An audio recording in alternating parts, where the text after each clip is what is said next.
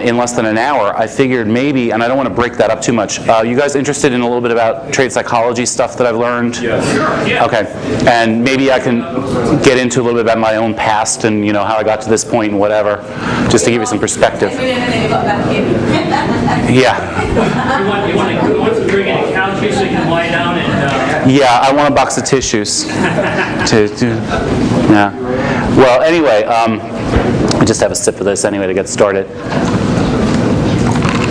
Because I've been around the block with this stuff, and I know I've had some interesting questions from folks that I get pretty often too. Is why are you doing this? Why do you have an advisory service instead of just trading for yourself and all that? I think if you understand where I've been, it kind of comes into perspective. But there are some other psychology things I want to talk about too. I started trading back in 1990. And no, I haven't been trading continuously since then. I mean, we all have breaks, in this. You get burned out or whatever, especially when you're starting out and everything you're doing is relatively high stress. But the reason I got into it in the first place was because before that I was doing some real estate stuff. And believe it or not, I took a couple, you think about what year that was, 1986 to 1990, there were a lot of these no money down things on TV for real estate. So, and I was young at that point, right? So I ended up taking a couple of these no money down courses. Something actually worked out from it. I did end up, owning a pretty big property for a while. But what I did was, being kind of computer oriented, even back then, I had this old Macintosh. I did a spreadsheet to help me evaluate properties and to basically spit out boilerplate offers on the properties. I would put in the rent roll and everything that a real estate agent was giving me about the property, and I'd stick it in to the spreadsheet, and it would actually generate a nice little thing with explaining how I wanted the financing to work, and I'd put it in the little binder and basically do 100 of those and find a lead on one property. It was something involving sort of a form of owner financing, so it had to be a specific kind of person who was into it.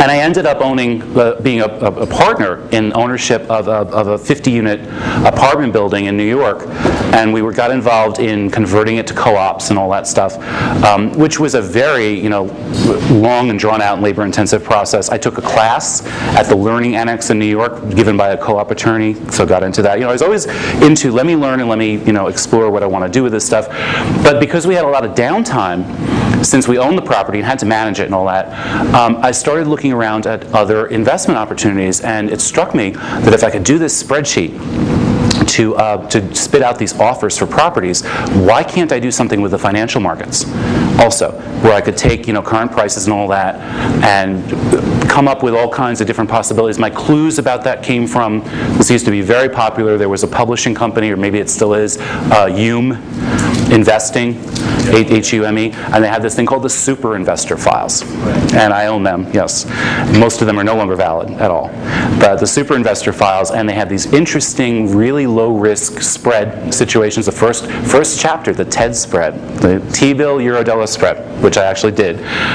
So they had these things that were supposed to give you really nice big returns at very low risk, but you had to do stuff like look at the newspaper every day. This is pre-electronic anything, okay? You had to look at the newspaper every day and look for the quotes on specific securities and track by hand when the quotes were in certain places in relation to each other, because we're talking about spreads, and look for those circumstances to change for an entry. So I was like, okay, I did these spreadsheets for the real estate. Let me do spreadsheets for automating, essentially, those Hume situations, right? The super investor situations. So I started programming all that, and I was going around to different bookstores and stuff too, and all of a sudden I was like, what's that magazine, Futures? There's a magazine called Futures? That's really weird. I had no idea, and I picked it up and took it home, kind of like a boy with his first porno, and and I was like, wait a second, this has all been done before. I'm trying to reinvent the wheel. There's all these automated things out there and all these charting packages, and I had no idea, so I studied, I thought. And I ended up buying this thing. I don't know if I should say the name of it because they're still kind of in business. And it was a black box system. Okay, it was a black. You all know what a black box is? Yeah. Okay, so it was a black box system, and the charts looked really nice, and it was mostly commodities, and you could put in, that you wanted the back testing done, and the back testing looked wonderful. The back testing looked great. Everything, yeah, it had acceptable losses. It did report losses. Back testing looked wonderful. But then when you actually ran it in real time, what it was doing was this. The market would be going down, and it would generate a buy signal. And it would do this, and they never said get out or anything. And then the market would go down again, and guess what? It generated another buy trigger here. And the market went down, and it generated another buy trigger here. In the back testing, the only buy trigger that was reported was the last one. Okay? So I actually remember, this is how stupid I was about not educating myself and about the markets in general. My first commodities trade, I bought palladium. Okay. Well, the thing back tested well on palladium. And I don't remember at this. Maybe I blocked it out. So I bought palladium, and what happened was it was going up that day, and it was like very cool, and it was going up, and then the next morning it opened with a gap down. I was like, how can it do that? What do you mean a gap down? I didn't know anything about that because my stupid little automated black box trading system didn't show you that kind of thing happened. So here I was basically playing without educating myself first. Well, that thing got shelved. And I studied other materials in Futures Magazine and whatever else I could get my hands on at that moment.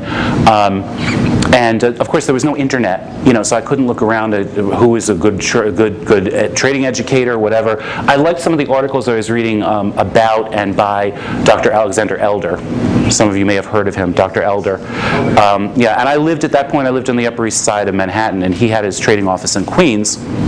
And he was teaching a thing that he called the triple screen trading system.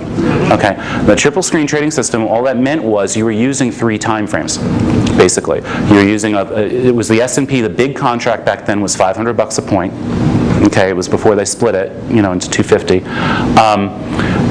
You were using 15-minute for trend and 5-minute for entry, and then a tighter thing for the refining it and all this stuff. So I took his course, I took his class, and it was very cool. I remember still what it felt like going out to Queens on the subway, and he had a trading office above like a deli or something, and it was great stuff, and it really worked. And I think that's really when I got turned on to the idea of multiple time frames being essential. It worked very well. The markets were much, much slower then because this is pre-electronic. All right, that's why it wasn't scary to deal with a $500 a point contract. There was no electronic order entry. What I would do is pick up the phone and call my broker. This is for day trading I'm talking about. Pick up the phone, call my broker, place the order. 90 seconds later, they would call me back with the fill, and I would place the stop. And when it became time to trail the stop, I would call them up. That's what it was like. And the market moved slowly enough to make that possible. It was really interesting that way. So I made some money, and then I made, I guess you could call it a mistake. In hindsight, you could call it a mistake. I could call it a growth experience. I started a fund. A pool. Yeah, back then it was called a commodities pool. And I took some money from friends and acquaintances, and I started trading it, and we were doing okay. And then, again, pre-internet, I couldn't send out reports saying, here's the status of your account, whatever. So the people who had invested with me ended up calling me all the time. How do we do today? How do we do today? They weren't as interested really in the profits. I don't think they were living vicariously through what I was doing. And what happened then, and this is where the psychology lesson comes into play, I would sit there in front of the computer the next day, and I would be scared to make the trade. I got trigger shy. I'd be afraid to make the trade because, well, if this loses, I have to tell Sharon this afternoon that the account is down. Okay? And that burned me out really quickly. It burned me out to the point where I didn't even want to look at a chart. I did not want to look at a chart at all. And what year are we right now? 91. Okay, 91. And I'm sorry, I should have done a timeline. 1272 of 1990 is. Yeah. So anyway, I stopped. I folded the thing. I had some money in my pocket from that. Oh, we sold the apartment building well before that, and basically broke even on that scenario because of something in the legalities of the co-op arrangement. But I had some money from trading, up until I quit. So I goofed off for a while. I became a bartender and a club promoter, because I was living at that point in the East Village, and I was into that idea of chilling out, seeing where life would take me and all this stuff. And I socked away some money from bartending. Actually, my trading stake, because I went through my money from trading before that, my trading stake for getting back into the market was from bartending. Which was fun, but obviously a lot of hard work. So I took a long break from trading, still, didn't study, but still got Futures Magazine and still read it and all that. And I got really tired of Manhattan several years back, around 2000, actually a long time, I guess, almost a decade at this point. And I was debating, do I want to move to another city? What do I want to do and all that? And I was, what I really need is to change my career, stop bartending, and what has always appealed to me, the trading, is what always appealed to me. So I fired everything up, got my software updated and all that, and looked at the markets, and they were totally different. They were completely different. Have we graduated from 1991 to another year now? 2000. About 2000. Yeah, I'm just telling you I had a history back there. That's why The years are important because the markets change. Yes, yeah, the markets changed, and a lot of things changed. Markets became too fast. I basically futzed around for a few years until about 2003. I was not sure what I was seeing on the charts. So by that time, the ES was getting big, and everything was electronic, and it was moving so much faster than I could deal with that old triple screen thing, which was great, but it just wasn't working at that point. So I remember the first thing I didn't realize at that point, I had no idea that there was so much going on online about trading, not just order entry, but people talking about trading. I found forums where there were conversations going on. I found the Elite Trader forum. That led me to Woody's chat room. Some of you guys know Woody and some of you don't. CCI. But Woody, I became a moderator in his room. Also, I got turned on to what was going on there. I was really into it, and I was into the idea that there was everyone helping each other in this chat room. That was 2003, if you keep me track of dates. Taking notes on me. But you could write down that's Dave in 2003, not Mark. Where was Brian? Lieutenant Bar. Yeah, Brian was living the high life. And then I met Carolyn Borodin. Oh, in between, during 2000 to 2003, I took a course by this guy, Todd Mitchell, Trading Concepts, whatever. Todd Mitchell, that was a total nothing as far as I was concerned. It was a lot of money for it. It had some nice ideas. One of the things he talks about is fib, but it's old style fib where he's just going, low to high, one retracement swing and which one's going to hold and that kind of stuff. I did get turned on to Keltner channels too. I got some good ideas, but I also discovered that he would send out a daily chart or a chart at the end of the day showing the trades that could have been taken during the day, and it was like, oh really? It didn't look anything like that. Well, because you could have made a few points off this one, things like that, violating his own rules and all this stuff. So I got turned off to that after spending, I don't even know. Then I bought TradeStation when it was still 2000i, so that was another $2,500. When it was 2000i, and I bought from Todd some automated indicators that he had this guy program. And I was just looking at this whole mess of things, and I didn't know what the heck it was telling me. So I got into the Woody CCI thing a little bit. Meanwhile, what you're hearing is a discovery process. I wasn't comfortable with what I was seeing, but I also wasn't flitting around from thing to thing. I wasn't going, what about this indicator? What about that? I'm talking about a period of years, where I tried to get things to sink in, and it just really wasn't working for me. So I was in Woody's, and then I met Carolyn when she did a presentation in Woody's room, and it really made a lot of sense to me. She has a lot of stuff about fib and how the fib clustering together and all that, and I saw how that could have been used to filter CCI triggers. Of course, Woody CCI is very different than the CCI I use. And so, I got to be friends with Carolyn, and I was in her chat room for a while, and I ended up working with her, and because I really was learning stuff. what happened then, I started trading using what I could see with CCI together with her fib work. And I did a workshop with her in 2003 where I was showing, my trades and triggers in relation to her fib work. And then what happened, this answers the question hopefully about why am I splitting myself between trading and advising. My mom got really sick. My mom, she's still around. She's doing better. But she got really, really sick. And it was a situation where it was really best for me to be together with her and to help her through this process. I was actually kind of nursing her during this time.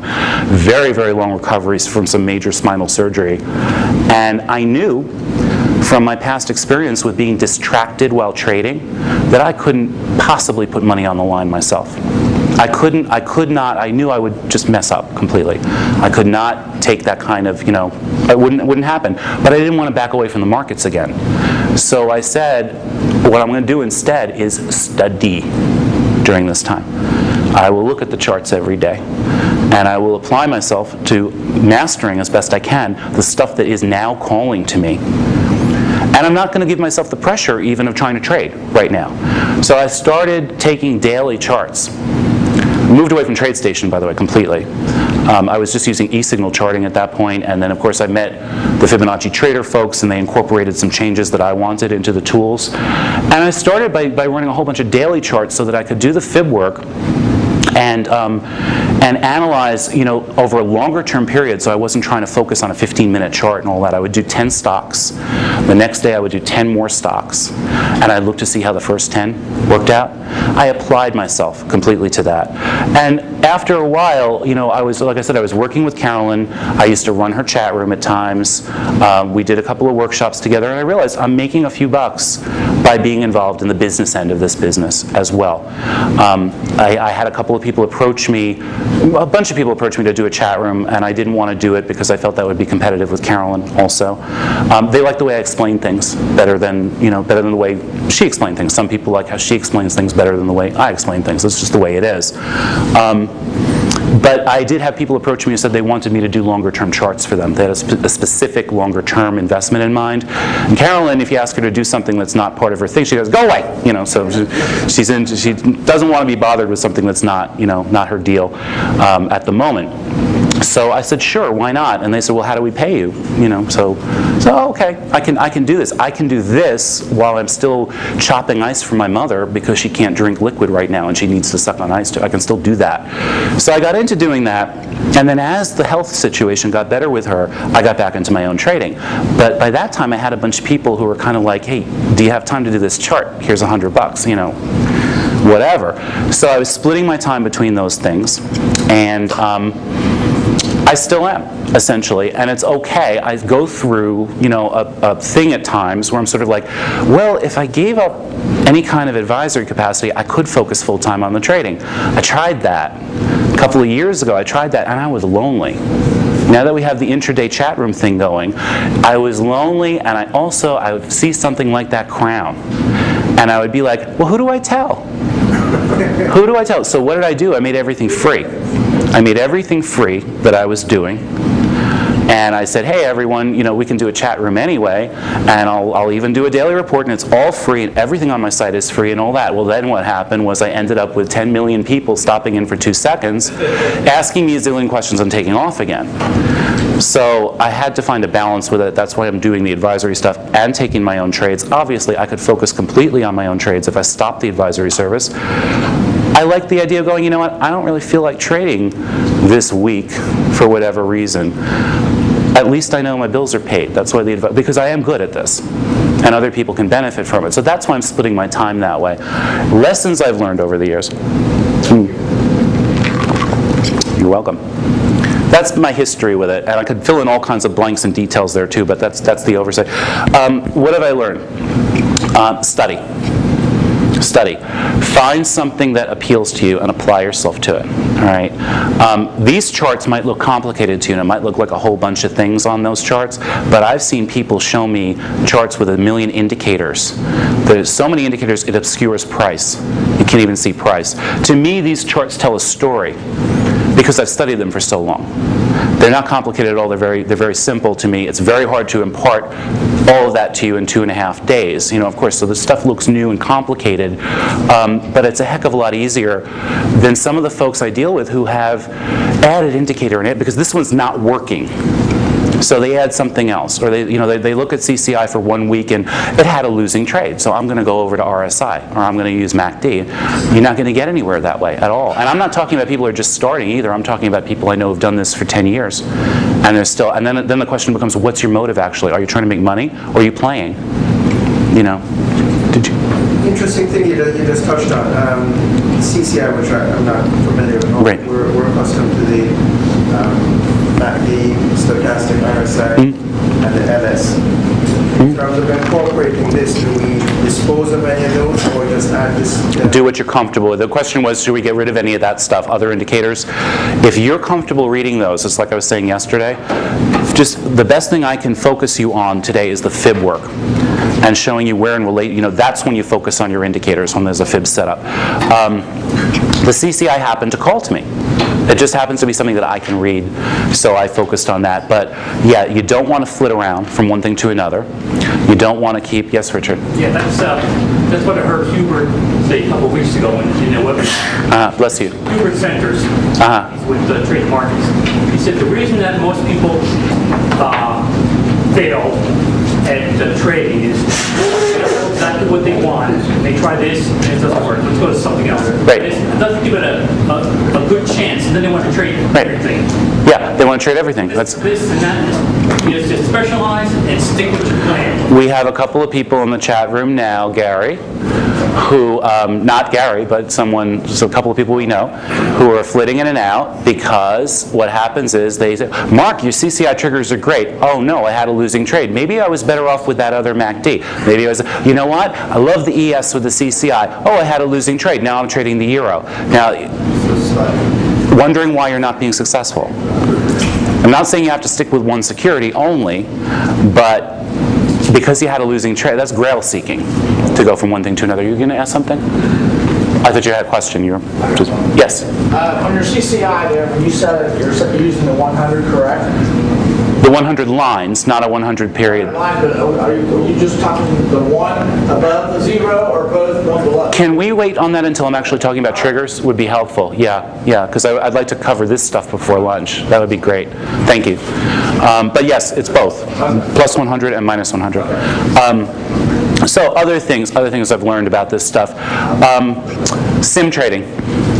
Sim trading is a very good thing when you're learning a trading methodology. You're learning a system, you're learning the order entry system and all that stuff. And again, I'm talking about shorter term traders. Longer term traders, you don't even need an order entry system, obviously, if you're talking about longer term positions. But sim trading, as everyone has read, I'm going to give you another little twist on that though, as everyone has read, you don't have the psychological commitment to the trade. All right, lots and lots of people make $1 million in a year sim trading, and the second they put actual cash on the line, deer in the headlights time. And it's totally different when you actually have your money in there. Pattern that I really don't like, I've talked about this before at other workshops, I see this every day when I'm talking to traders, is they go back and forth constantly between sim and cash. Back and forth constantly, and what happens then, invariably, you end up with a situation where you have a losing trade in cash. You have another losing trade in cash. So you go to sim to prove to yourself once again that the system you're using works. So then you have a winning trade in sim. Then you have another winning trade in sim. I think I need one more winning trade in sim. Do I take this one live or do I take it sim? Causing tension. Do I take it live or do I take it in sim? Take it in sim. Another winning trade. Go back to cash. Have a losing trade. Why? Because you're not going to win every trade, and you just set yourself up with a cycle where all of your winning trades to prove it to yourself are in sim. Statistically, you end up with a losing trade when you're back in cash. What works for me, not for everyone necessarily, but what works for me with that is to set aside a block of time. I am going to sim for 1 month and build stats that I can then see. How am I doing on the trading? What's my profitability? How much is a trade averaging in my favor? How much is it averaging against? If I have good results, I'm going to cash and sticking with cash. And that's the way it is. If I have a losing streak for a period of time where I feel I have to reevaluate all that, then I can go back to sim. But I'm not going to jump back and forth on every single trade. And that doesn't, actually it does apply to longer term too. You're just not doing the same kind of rapid fire order entry. Do not trade to escape something else. Okay? You're upset about something? First of all, you're upset about something, just like what I said about my mom. I knew I couldn't trade then. I knew I'd be distracted. Distracted physically when she called me to help her, and distracted mentally and emotionally by what was going on.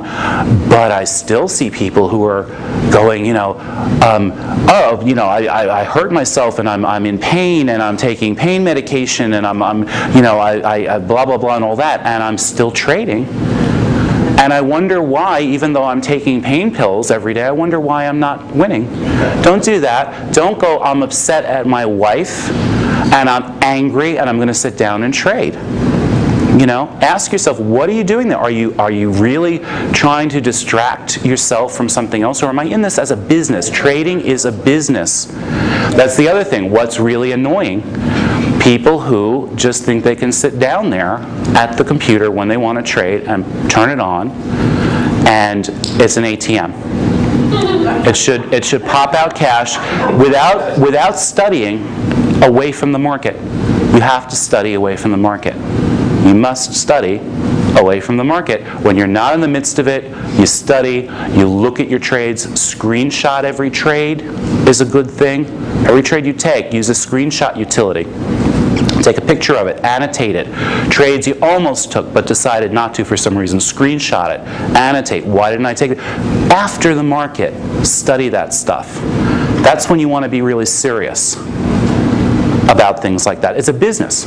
It's not suddenly a turnkey situation. A store owner has to do his inventory at night too, when he's not on the floor. So that is essential. Understand more about yourself in relation to trading. Here's a book that I can really recommend. Amazon, $17, not a huge investment. This is by Van Tharp. V-A-N-T-H-A-R-P. He has been around for a long, long time. He is a trading psychologist, money management expert. Okay? Can you spell it again? Yeah, V-A-N. V-A-N. Right. Tharp, T-H-A-R-P. This is his newest book. It's called Super Trader.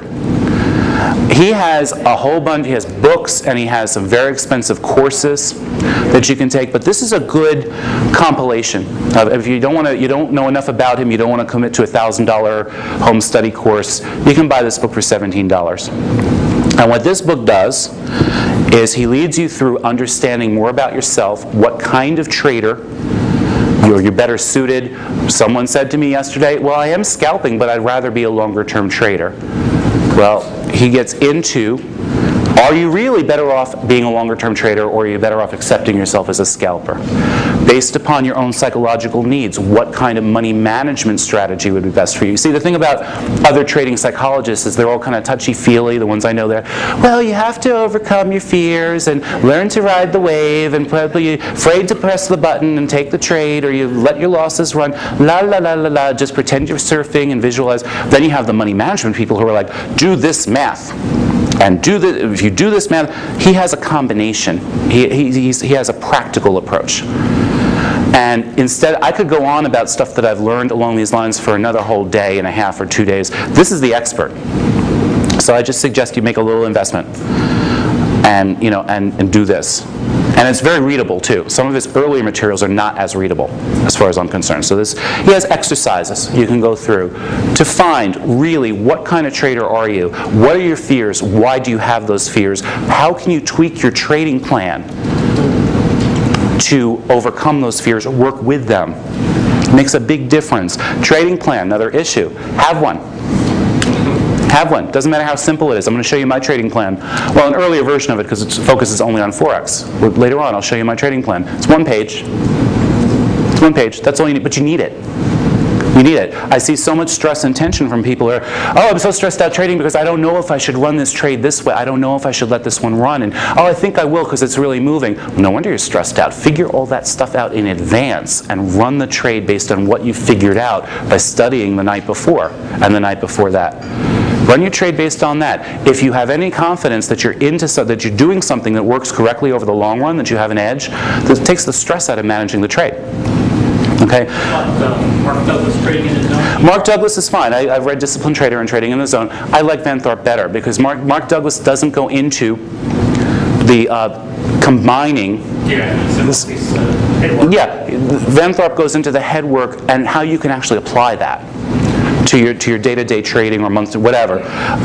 Quick little aside thing: get to know your computer. Get to know your computer and what the internet can do for you. Anything you need to know about trading, anything you need to know about,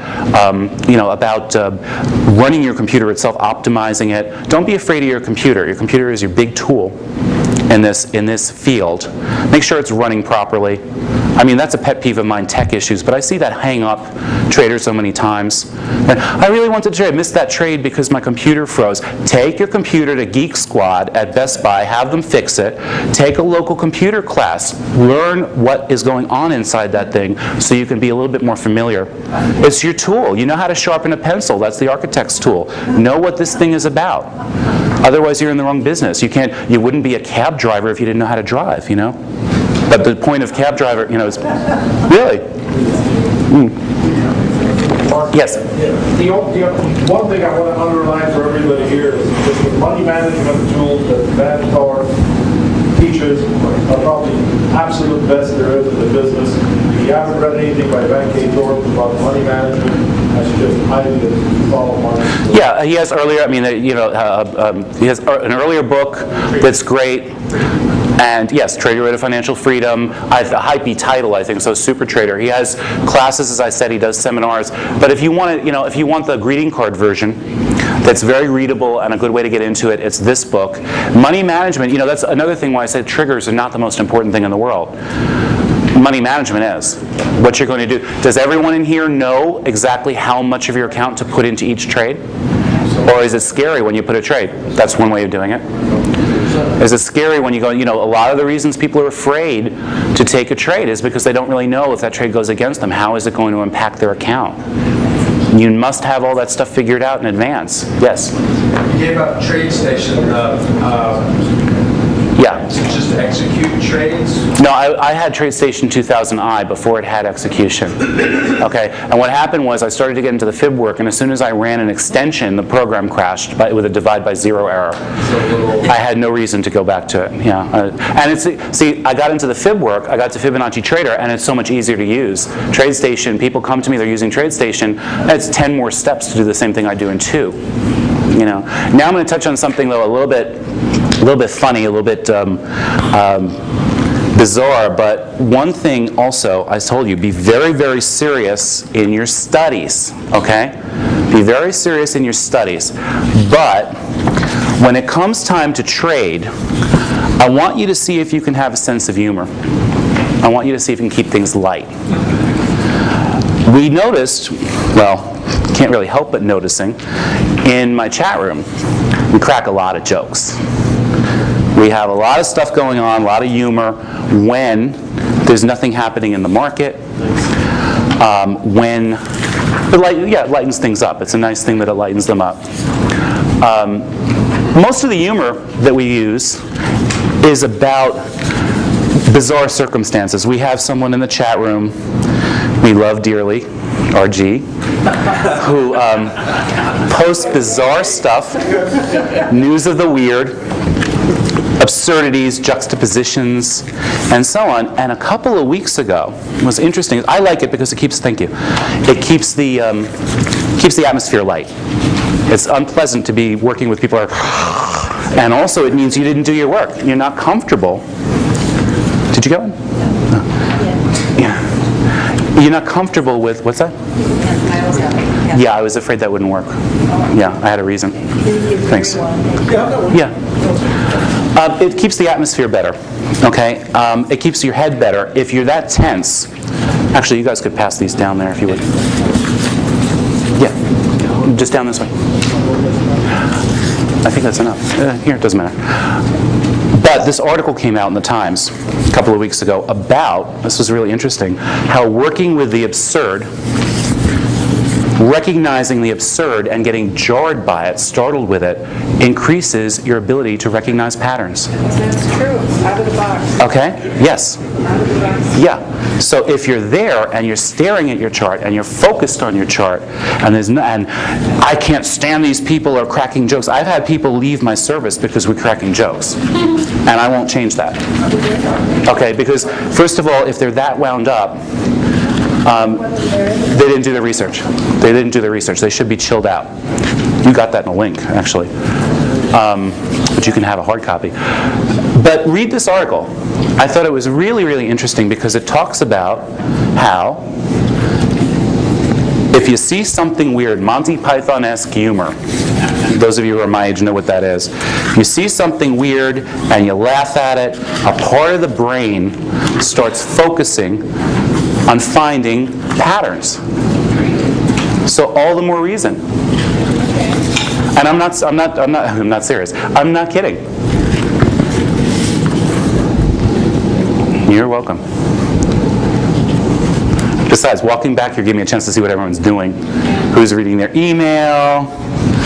Well, I can give an example. I'm from Jamaica and I love to play domino. And if I go to the game, it's very serious. Yeah. I will win. If I make it, laugh and cry or something, I win. When I'm like, I win. When I'm serious, I don't win. Well, you know what happened? It's funny. This article made me think about something too. All of the successful traders I know have a sense of humor.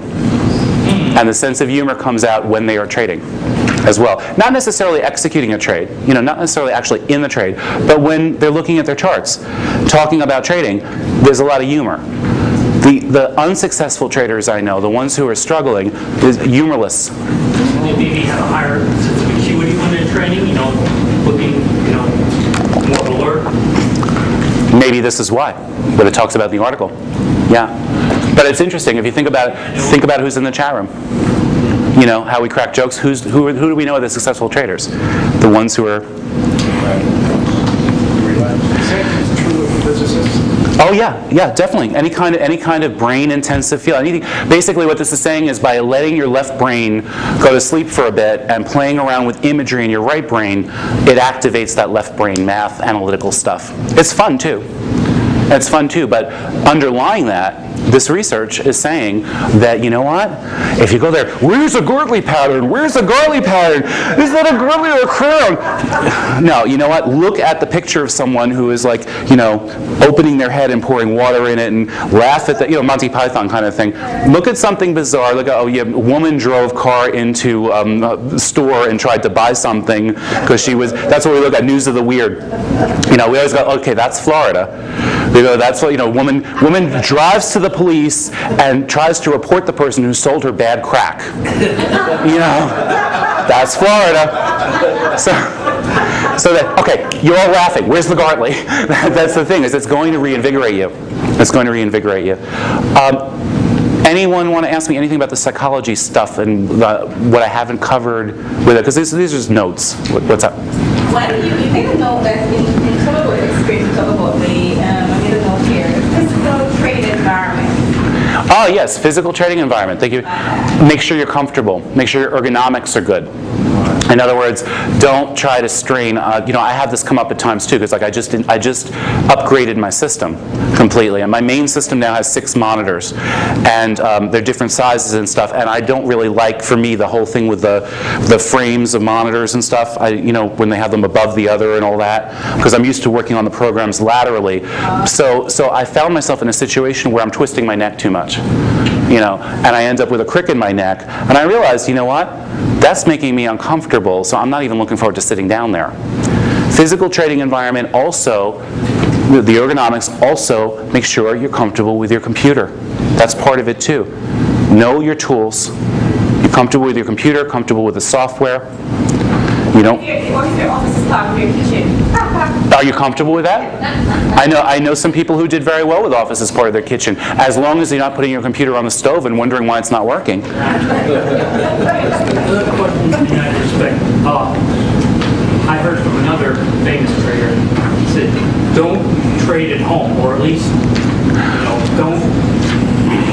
don't be disturbed when you're trading at home. Okay, I think that's an individual choice. That's a very good point. That's an individual choice, though. A lot of people don't work well. A lot of people even want to go to the extent of putting on a suit and tie and going to an office. I knew someone. He was actually going to be here. That's Jeff Richardson was going to be here. He was actually renting some space in an office, and he would put on a suit and tie and go to that office every day because it helped him feel psyched to go and do that. And that worked for him for a couple of years. And then he's like, you know what? I would be more comfortable back at home. So he canceled that arrangement. What's his name? I mentioned his name before. Carter, John Carter. Yeah. He had his office at home. Right. Just now opened an office. Okay. Well, I think that would make a difference if he actually ever took a trade, but.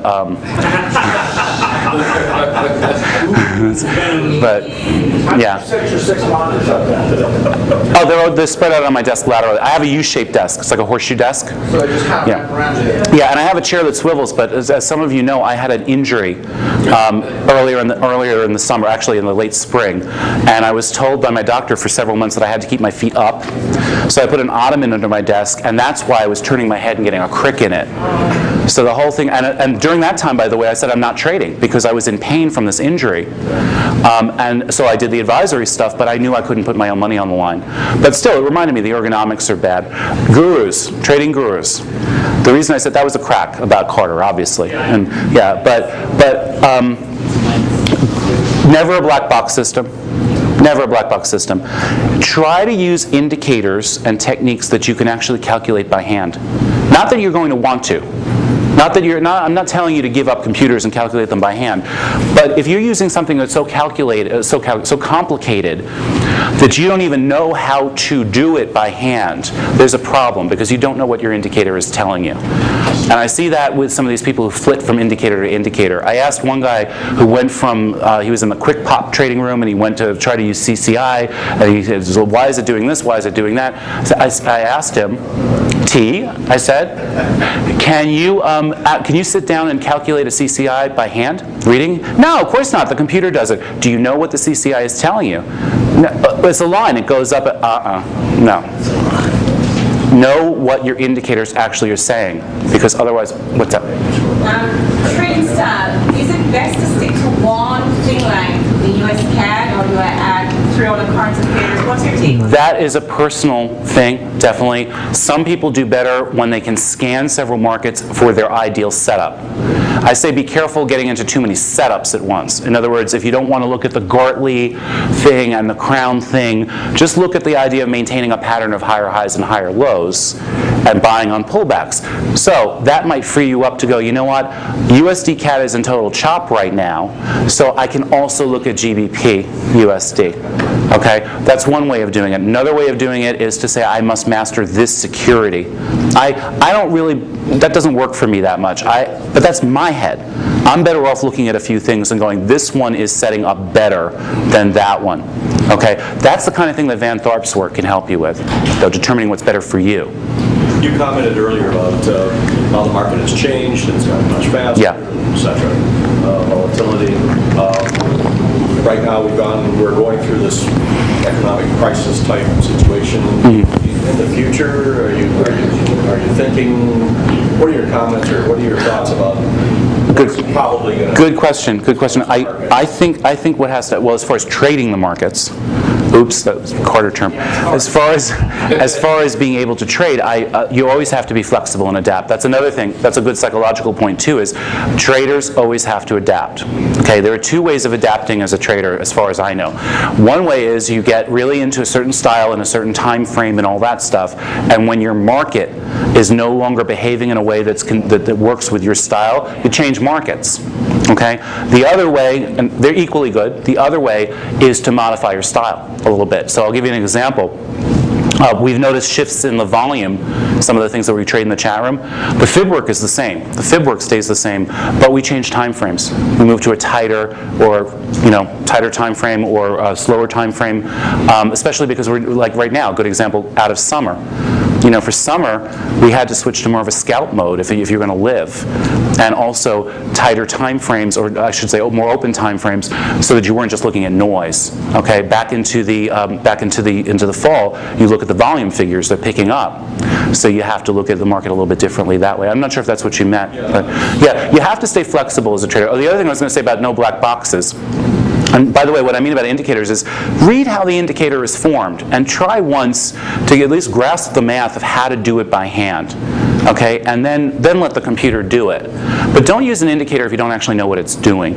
Okay, if you don't actually know what it's doing. Also, try to avoid automated tools. Like Fibonacci Trader has some great automated tools, which I'll show you. I'm not saying avoid them, but know how to do the work manually first. All right. In other words, if I showed you a great tool that could project targets and support and resistance and all that stuff, that's wonderful. But if you don't actually know what it's calculating and you become reliant on an automated tool, it's a road to disaster. Because you don't really know what the program is telling you. You don't really know exactly what you're supposed to do with that information. All right, so that's important. Gurus. I'm not referring to any specific person, although I could, several. Try to, if you're learning from a trading educator, I suggest that you try to get a feeling for whether or not that person is dedicating equal time or more time to marketing than to actually helping their clients or students, okay? Just take a look around on the web and see what they're actually doing with their time. And if you see that they're putting equal or more time into marketing, trolling for new clients, compared to, and I've learned this from experience, big time. If you see that they're putting just as much energy into trolling for new clients, how in the world do they have the energy to actually do whatever they're supposed to do correctly for their current clients? Okay? And that may seem kind of esoteric if you don't know what I'm talking about at all, but if you have looked, like Van Tharp, I guarantee you that Van Tharp is putting more energy into actually helping people than he is to marketing. That's why you guys haven't heard of him for the most part. Okay? So, that's it on... Yes, Leonard? I'm looking for somebody, I'm looking for, I get bored, I got my blue screens, my computers. Yeah. And I'm waiting for a trade in, so I have my treadmill right there. Yeah. So I'll get up and I'll be in my treadmill for a while and I'll wait for something. That's great. Or whatever, then I'll get off and I'll go ahead and do that. Yeah, that was my fantasy actually for a long time. I had a fantasy, when I was visualizing what I was going to build towards as a trader, I was picturing a big screen and an exercise machine. And also, of course, I had the power thing of being on the phone. Buy, sell, buy, sell. Well, we don't need that anymore because we have this stuff. What about hot Yeah, well, I don't know about that one. But yeah, ergonomics, that's important. That's part of what to do with your time and energy. I get somebody to develop my cable to go up. Right. Sometimes I gotta crank it up. There are a million ways to, here, let me show you something. I didn't bring this to show it to you guys, but I brought it because I thought I might be using it here, and I even might tomorrow. But I got a couple of these things. These are, and this is for my ergonomic use, these are little baby monitors. See? Little, and it goes either way. Little baby monitors that plug in by USB. Okay? And it's touchscreen. Okay? So normally my order entry computer is this laptop. And it's off to the side, and I also have an external monitor on an arm attached to the desk that I can bring around in order to see my whole quote screen. But what I did, so I don't have to distract myself from the chat room and helping the people in the chat room, I didn't have to choose, do I look at my order entry, or my order entry is on this, and it's right in front of my face. It's just a little, it's a company called Mimo. Mimo, M-I-M-O.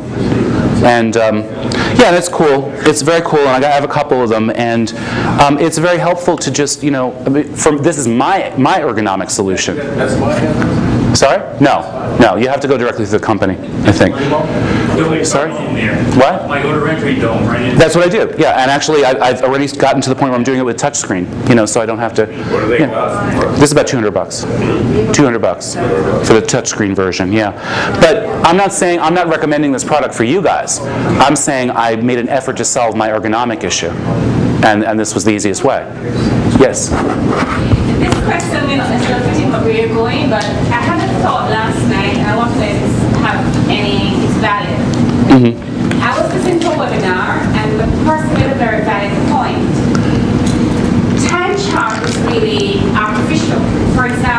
I agree.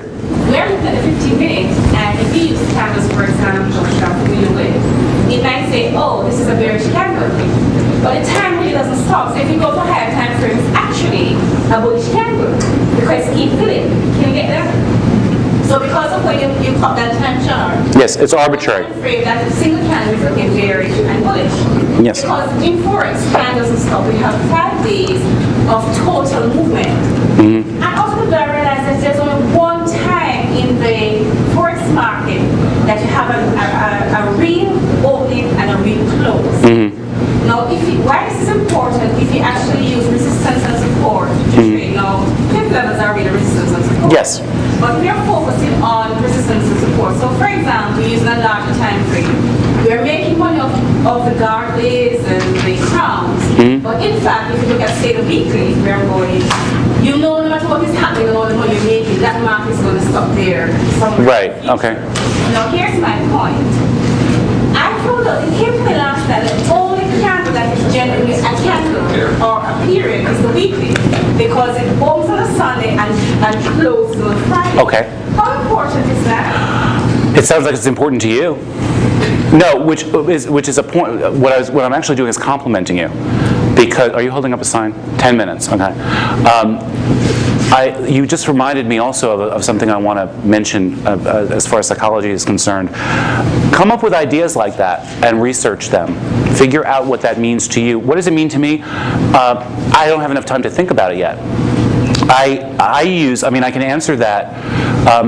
In my ES trading, for example, I don't use time-based charts for triggering. I use volume charts because the volume charts mean that when a certain number of trades occur, it starts to print a new bar. Because I also think that the time factor is arbitrary. What happens with indicators also is, let's say the market is flat. Okay, market is flat. 15 minutes goes by. Because of the chart, it has to start printing a new candle. So because it prints a new candle, even if there are no trades, your indicators are going to modify how they're reading. Right? So it introduces some noise into it. Volume charts only progress when there's actually trading. Yes. Unfortunately, in Forex, you can't use volume charts. Okay? Because the data is not centralized. You can use tick charts. You can it's not tick charts. Transaction instead of it's just another kind of chart. We can talk about that. Tick charts aren't as accurate though as they are in centralized securities either. Thing is, any security you trade is going to have some kind of limitation. So my solution to that in some of the stuff that we do trade that is centralized at an exchange is to use volume charts. Okay? For the triggers, it doesn't matter for the fib work whether you're dealing with a bunch of candles or what. You still need to get that stuff within the swing. You know, the pattern is still valid within the swing. Whether or not it was, think about it this way. What if we did away with the candles and just used a line chart? That's where the price is going. You know, the price moved that way, whether or not you have whole bars printing with an open, high, low, close, or you just had a line. So there are ways around that, but some securities are going to have more ways around it than others. But what I wanted to point out is you had a good idea. You had a good... Think about it. Think about it. I'm just starting on it too. You just gave me an idea to think about. Yes. Okay. So you gave me, an argument could be made that Friday, all right, yeah, there's several ways of looking at it. We can hash that idea out. But you also reminded me of something on the psychological end too. People who I see who are not doing well are using a lot of negative self-talk. And a lot of what they say, again, I can think of a few people in particular, a lot of people will say, I am not smart enough to figure out a trading plan. I hear that all the time. So show me exactly what you're doing and I'm going to copy it. Now, why is it not working for me? Because what I have formulated is what works for me. No one in my service, and I don't expect any of you, should try to copy every single thing I'm doing. We're here so I can give you some ideas to combine with what you're doing, what you're comfortable doing. I can't force, so I can't give you an injection to make you see everything the way I see it. So you're here to get ideas about this stuff, but the worst thing you can do, in general, is to say, I can't come up with anything on my own. I need to take what that person is teaching me and make it work for myself. And if it doesn't work, well, there's something wrong with me or there's something wrong with it. For housekeeping, and there's a female team. I don't like to understand the computer. I just want to press a button. Okay. And you know that you do the graphs and stuff, and we Excel, I'm not into that. Okay. You know, my mind turns shut down. Well, you can, a lot of the stuff with Excel and graphs you can do by handles. Like, keep notes. You have to keep notes of your trades anyway. Otherwise, what do you have to study? If you don't keep notes of how your trades are proceeding for the future study, what kind of trigger worked out, what kind of trigger didn't work out. You must keep notes, otherwise you're flying blind. All right? But my point is about don't get into the negative self-talk either. And you just demonstrated the opposite of negative self-talk. You demonstrated a good thing because you said, I had an idea. And I don't know what I'm doing with this yet, but it's a good idea and it might be important. That's a wonderful trait to encourage in yourself. I had an idea, I want to explore this thing. If you get into the negative head instead, that happens. I only take the losing trades. How often do I hear that one? I always get in too late.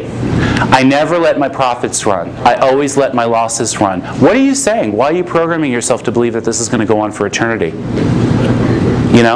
You can say, you know what, up till now I've been letting my profits disappear. Up till now I've been letting my losses run. That's about to change. You should reinforce the positive. And that's what you did when you said, I had an idea. That's the opposite of saying, I'm not smart enough. If you don't think you're smart enough, you're in the wrong field. You just said you are smart enough, which is a great thing. It's a really good thing. Anything else we want to cover before lunch? Because when we get back from lunch, we're going to do triggers, trade management aspects.